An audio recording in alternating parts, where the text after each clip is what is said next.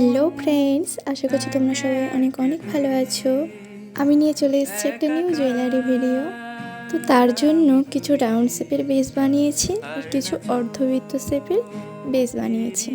যেটা রাউন্ড শেপের বেস বানিয়েছিলাম তার উপরে একটা আকাশি কালার ডিজাইন করা কাপড় আঠা দিয়ে আটকে দিয়েছিলাম, আর তার উপরে ছোট্ট করে একটা আকাশি কালারের পদ্ম ফুল করেছিলাম।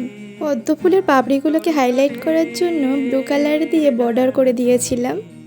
তারপরে অর্ধবৃত্ত যে বেসটা করেছিলাম তার উপরে রেড কালারের কাপড় আটকে দিয়েছিলাম, আর ওই দুটো একসাথে জাম্প রিংস দিয়ে আটকে দিয়েছিলাম। তার উপরে সিলভার চাম্পস আর ঝুড়ি আটকে দিয়েছিলাম। এই জুয়েলারিটা আমি আমার নিজের জন্য বানিয়েছিলাম, আমার একটা শাড়ির সাথে পরার জন্য।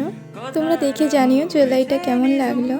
তারপরে ব্ল্যাক কালারের ট্রাসেল আর রেড কালারের কাটিং বল লাগিয়ে দিয়েছিলাম। তো দেখো, তৈরি হয়ে গেছে জুয়েলারিটি। ভালো লাগলে লাইক, কমেন্ট, শেয়ার করে দিও।